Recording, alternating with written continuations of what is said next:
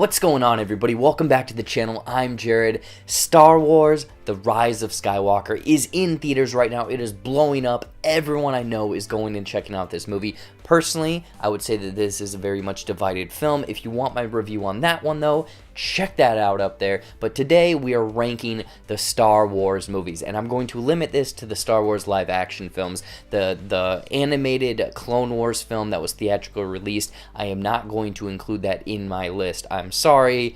Poo-poo on you if you wanted to see that one. But before I get into my ranking, let me know what your guys' ranking is in the comments down below. I'm curious. This is going to be kind of all over the board because I'm sure no one is going to have the same ranking as myself. And again, your ranking is probably going to be different from the next person's. So let me know. I'm very curious on kind of how the majority ranks these Star Wars films. List off in the comments down below. But without further ado, let's get into the ranking. So hitting at number 11 is going to be Attack of the Clones. And a caveat here, this is actually probably my favorite film. This is the one I've watched the most. I grew up with it. I actually still have the VHS of this film.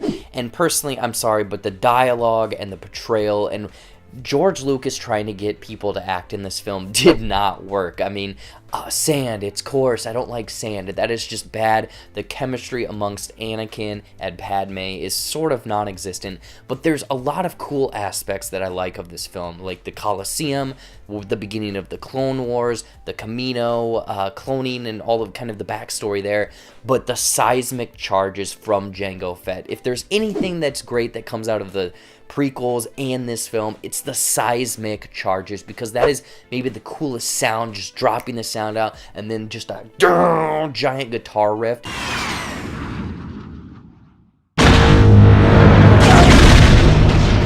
It has some redeeming qualities, but overall, compared to all of the other ones, unfortunately, it's the weakest. Landing at number 10 is going to be the latest film, Rise of Skywalker. And again, I'm sure if I did this ranking in 6 months, a year from now, 2 years from now, this might change. But right now, on the list and how I thought walking out of this film, The Rise of Skywalker had so much hype, and unfortunately, it did not live up to any of that. It had some cool things. It had some fun aspects.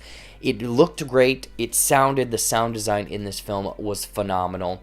But a lot of the plot and the pacing felt very rushed, and it was googly gop. A lot of the plot points don't add up to much of anything, and I have to say, unfortunately, I think JJ doing the 7th one, not the 8th one, and then the 9th one, there's something lost in translation, and you can definitely see from the opening of this film all the way to the very end of this film, you do not see a clear through line. Again, there's cool things. There's something at the end. I don't know if I should spoil it, but Rey's lightsaber at the very end, I loved that part of the film. But then getting into all of the other stuff with Palpatine and the motivations and how things were essentially dormant for 30 years, but now they're rising up into the final order.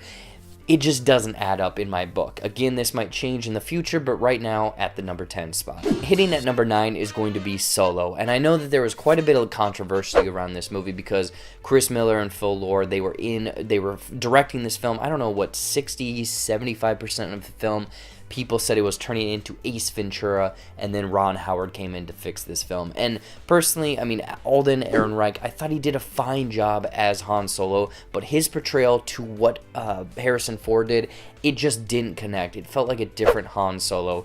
And then it kept kind of beating us over the head with these ridiculous things that we didn't entirely need to know about. Like, it shows the dice of Han Solo that in the original franchise, I don't think it ever showed it. It was maybe just a dangly thing, but it really focuses on those dice quite a bit. And how he got his name of him traveling alone, so they called him Solo, feels a bit ridiculous if you ask me. But there are some cool things to this. I mean, Kira's character from Emilia Clarke, loved her. I would love to see more of that character, especially with her connection with Darth Maul that we see at the end. But the Millennium Falcon doing the Kessel Run, the speeder chase, and also the train heist with Woody Harrelson's character, like that, those aspects are some of the coolest things in this film. Unfortunately, it's hitting lower because it also was released at a horrible time, but I yeah, it's hitting lower for myself. At number 8 is going to be Episode 8, The Last Jedi, and the internet literally was completely hating on this film, and I remember watching it for the first time, walking out. I thought it was fine. I actually enjoyed it a lot more, but as time has passed, after more and more rewatches, this has gone lower and lower in my list, and I'm surprised that it actually didn't hit lower. And I think that, again, Rian Johnson, he did some I wouldn't say controversial, but he did things that were out of the norm, and some landed, some did not. I personally was not on board with how the story literally took place in like almost a day. I like Star Wars kind of expanding, putting time between films so characters can grow, and a lot more things are set up. But in this film, the whole Canto Bight situation, there's like 30 minutes that you could just cut out of that film. Captain Phasma completely wasted it again. And the relationship between Finn and Rose, I don't see how they were even trying to do that. That felt so forced after rewatching it again and again.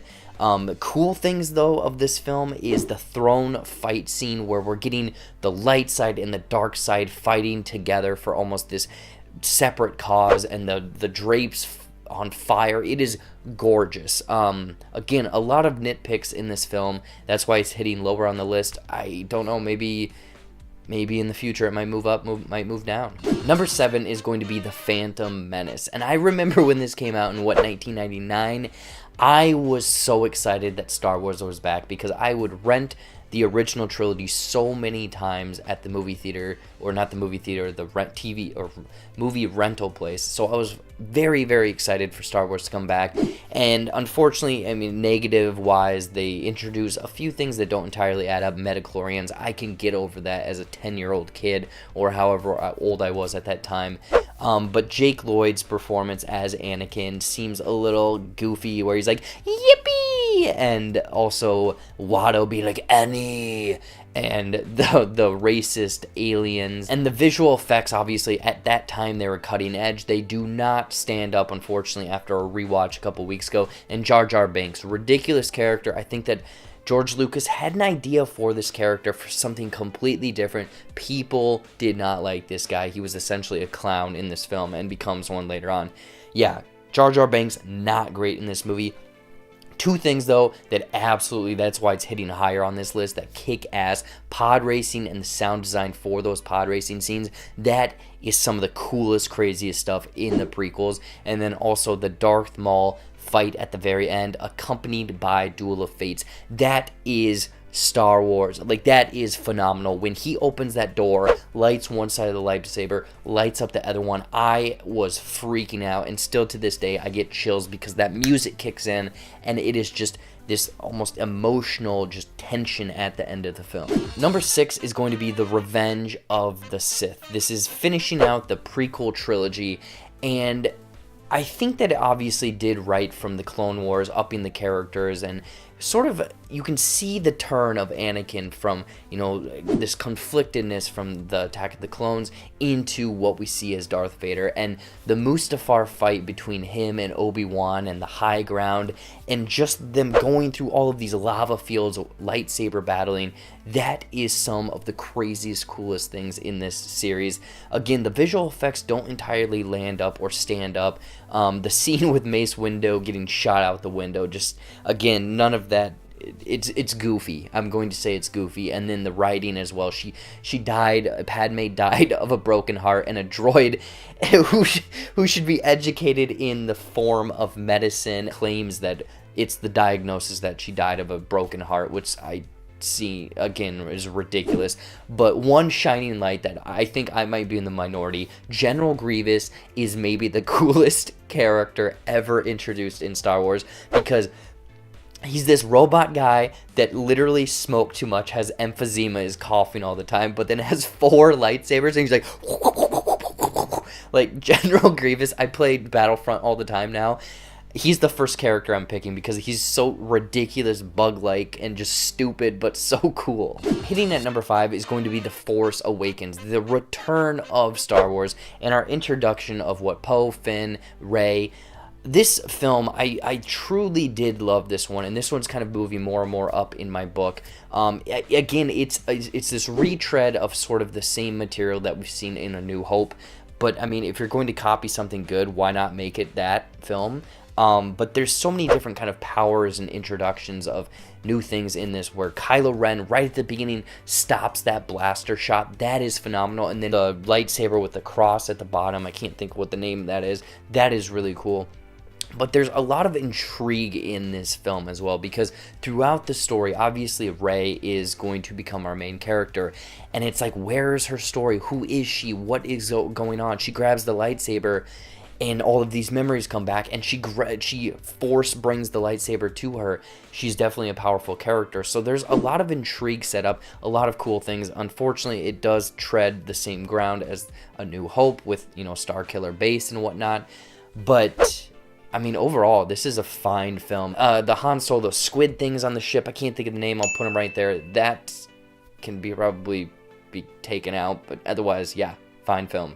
Getting into our top 4 is going to be A New Hope, and this is obviously the beginning of it all. This is the journey. This is the nobody person goes off into this grand space adventure, and Luke Skywalker at Mark Hamill does a phenomenal job as this kind of not wet or a wet behind the ears character, and going off with Obi-Wan Kenobi and essentially meeting Darth Vader and going on this space adventure with a giant dog and this smuggler and saving a princess. Like, this is fantasy at the max. This is space fantasy at the max, and it sets up so many different cool aspects to the film with, you know, this essentially Nazis, these imperial officers that are sort of taking over the galaxy, and how this nobody person sort of saves the day. And it's sort of, again, an underdog story. It kind of relates to everyone, and this is high sci-fi space fantasy, and George Lucas did a phenomenal job with this. I mean, at the time, everyone thought he was probably crazy. Star Wars, this is what started it all. Number 3 is going to be Rogue One, and I know right now everyone clicked out of this video, unsubscribed, hit that down arrow or dislike button, because how is Rogue One hitting this high? Surprisingly, I really liked it when I first saw it in theaters, and more rewatches, I thoroughly enjoy this film, because it's almost this Suicide Squad, this mission that they know how it's going to fail, bringing all of these cool characters together, Jyn Erso, Cassian Andor, which they're actually doing a series for, getting these characters together on this kind of suicide mission onto Scarif and planets that we haven't seen, and it also budding up right to A New Hope. I mean, you watch those two back to back, that is a perfect double watch. And Darth Vader, that scene at the end of that film, the last like 5 minutes of the movie, is maybe the darkest we've seen in Star Wars, and one of the best scenes ever we have seen in Star Wars. I understand that there's some people that don't like the middle part where Saw Gerrera's character is having this like weird slug dude do some interrogation, which I don't appreciate, or I don't like. Cut that out, or kind of fast forward that. But the rest of the film I'm really enjoying, because all of these different people are having to do these certain different things, so then the next person can move on to it. And it's almost, again, this kind of space heist that I thoroughly enjoyed. Hitting at number 2 is going to be The Return of the Jedi. And this one is, again, one that I watched as a kid so many times. The opening with Jabba's palace and the Rancor, and when Luke lights up that lightsaber and instead of blue, it is green. Like, that right there, the first like 15 minutes of this movie is crazy cool, because we're getting so many new things. Even Boba Fett, who goes out like a bitch in the Sarlacc pit, which whatever, but I mean, there's so many different cool things, you know. I'm sorry, but Leia, you get in a bikini, ooh, damn. But then they go off and they, Luke has to confront Darth Vader at the end, and the Emperor, and there's also the battle on Endor, and there's the battle up in space, and it does that cool thing where there's 3 different essentially plot points or plot lines going on at the same time, and all of these characters kind of converge at the end and defeat the evil. And I just loved how, you know, also there's the redemption arc of Darth Vader taking care of the Emperor. I love this movie. This was one, I even had like a Micro Machine Lego set of Jabba's palace. I mean, this one kind of is a really good really kind of just stands up the test of time. And landing at the top spot, I'm sure everyone has this one at the top spot, is The Empire Strikes Back. I was really close to putting Jedi here, but The Empire Strikes Back is something completely different because it takes what we had in the first one.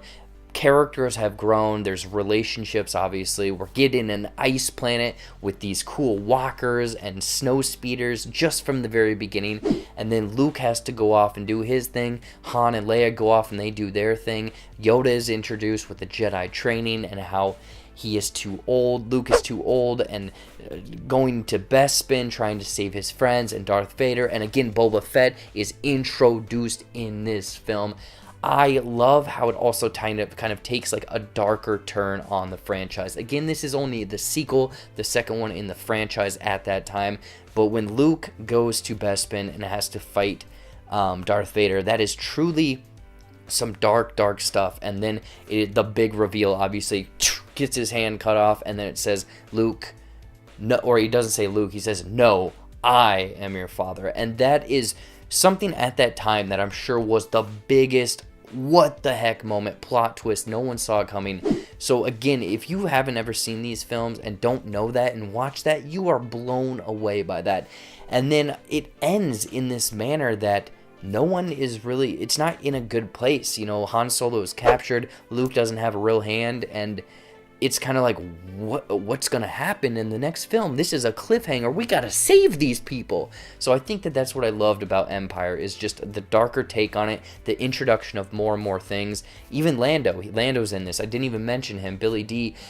Just the expansion of everything. So that's why it's landing at the top spot for myself. So that is my ranking of the 11 theatrical release live action Star Wars movies. What did you guys think of my ranking? Was it the same as yours? Are there some that I am just completely wrong about? Let me know what your guys' ranking is down in the comments down below. I want to hear you guys' discussion because I'm curious on kind of, you know, where you might have put Rogue One, because again, I have this one very high on the list. Anyways, guys, thank you so much for watching. Watch some more videos up there, you know, movie reviews, trailer reactions, fun comedy skits. Again, Rise of Skywalker, I have a spoiler and spoiler-free review. Check those out. More videos probably coming into next week. Otherwise, I'm going to take Christmas and a couple days off because of the holidays and whatnot. Follow all of my social media, click that subscribe button, like this video, share this video out. It took a long time, and I'm talking too much.